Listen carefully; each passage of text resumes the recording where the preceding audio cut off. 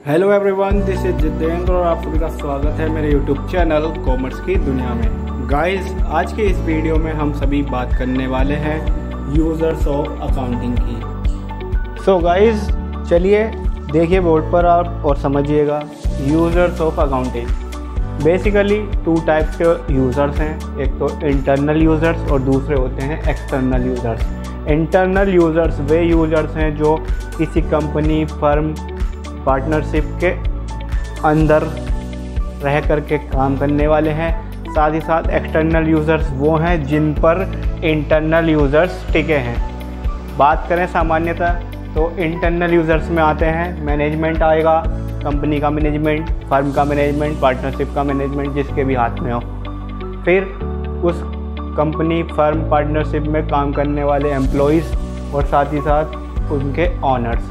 किस हिसाब से मैनेजमेंट को यूज़र्स रखा गया है यानी कि अकाउंटिंग का, तो एक मैनेजमेंट जो है अकाउंटिंग के बेस पर ही जान पाएगा कि उसकी कंपनी कितना ग्रो कर रही है, क्या कमी है, कहाँ पर किस तरह से उनको सही तरह से काम करने के लिए लाया जा सकता है। दूसरी बात करें हम एम्प्लॉइज़ की, तो एम्प्लॉइज़ को अकाउंटिंग के यूज़र्स में इस तरह से देखेंगे हम कि एम्प्लॉइज़ को ये जानकारी होगी अपनी कंडीशन जो है, अपने बिजनेस की कंडीशन अच्छी खासी है और हमारी सैलरी और टाइम पर जो हमें मिलने वाला रेमुनरेशन है वो सही से हमें मिल जाए।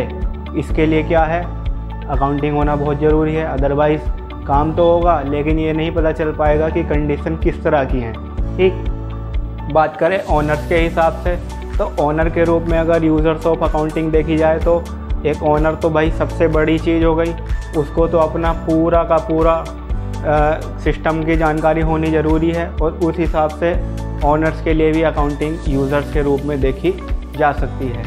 यहाँ पर हम बात करते हैं एक्सटर्नल यूज़र्स के रूप में, तो यहाँ पर क्रेडिटर्स को रखा गया है, टैक्स अथॉरिटीज़ को रखा गया है, इन्वेस्टर्स को रखा गया है, कस्टमर्स को रखा गया है एंड ऑल्सो रखी गई हैं रेगुलेटरी अथॉरिटीज़।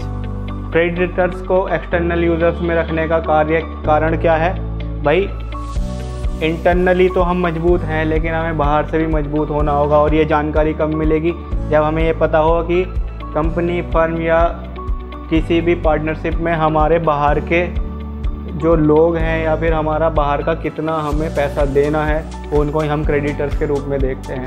ठीक, तो ये कब तक डिसाइड नहीं हो पाएगा, जब तक हमें एक्सटर्नल यूज़र्स के रूप में इन सब की जानकारी नहीं होगी। टैक्स अथॉरिटीज़ की बात करें तो टैक्स अथॉरिटीज़ भी एक्सटर्नल यूज़र में काम करता है। एक्सटर्नल यूज़र्स कौन से होते हैं, जिनका बेसिकली इंटरनली किसी भी फर्म, कंपनी या फिर पार्टनरशिप से कोई लेना देना नहीं है, लेकिन अगर फ्यूचर के हिसाब से देखा जाए तो इनकी ज़रूरत पड़ेगी ही पड़ेगी। विदाउट एक्सटर्नल यूज़र्स हमारा कंपनी, फर्म या पार्टनरशिप एग्जिस्ट नहीं करता है, यानी कि उसकी कोई भी अपनी खुद की स्थिति, अस्तित्व नहीं हो सकता। ठीक, तो टैक्स अथॉरिटीज़ को किस तरह से एक्सटर्नल यूज़र्स में देख सकते हैं। टैक्स अथॉरिटीज़ के बारे में हमें पता चलेगा कि कोई कंपनी है, फर्म है, वो कितना टैक्स पे करने वाली है या फिर हमें कितना टैक्स रिफ़ंड होना है। तो ये कब तक नहीं हो पाएगा, जब तक हम अकाउंटिंग नहीं करेंगे, इस चीज़ की जानकारी हमें नहीं होगी। इन्वेस्टर्स के रूप में, अब किसी भी कंपनी में जब तक हमें अपनी फाइनेंशियल कंडीशन का पता नहीं होगा तो इन्वेस्टर कैसे आएंगे। इन्वेस्टरों को तो सब कुछ पता होना ज़रूरी होगा। तो यानी कि इन्वेस्टर्स के रूप में भी एक्सटर्नल यूज़र्स हम देख पाएंगे। कस्टमर्स, भाई कस्टमर तो किसी भी फर्म हो, बिजनेस हो, उसको इंटरनली तो नहीं देख सकता लेकिन बाह्य रूप से यानी कि एक्सटर्नली रूप से ही देखता है। उसको एक्सटर्नल रूप में जब देखेंगे कि कंपनी भाई बहुत अच्छी स्थिति में है, बढ़िया काम कर रही है, यहाँ पर अच्छा खासा एम्प्लॉय सिस्टम है, अच्छा खासा ओनरशिप है यहाँ की और अच्छा खासा मैनेजमेंट है, तो कोई भी कस्टमर यहाँ पर अपना इन्वेस्ट करेगा या फिर उसका कंज्यूम करेगा, जो प्रोडक्ट होगा उसका कंज्यूम करेगा, उसकी सेवाएं लेगा। ओके, बात करें हम रेगुलेटरी अथॉरिटीज़ की, तो इसमें तो बहुत बड़ी चीज़ शामिल हो गई, क्योंकि जो अकाउंटिंग है वो खुद एक रूल रेगुलेशन के अकॉर्डिंग होती है। तो रेगुलेटरी अथॉरिटी का मतलब भी यही हुआ कि जो भी अकाउंटिंग वगैरह हो रही है वो एक रेगुलेटरी के तहत, एक नियम के तहत हो रही है और उस नियम के, कानून के दायरे में रह करके ही हम सारे काम को कर रहे हैं। तो आई होप ये सब चीज़ें आपको समझ में आ रही होंगी, ईज़िली समझ पाएंगे।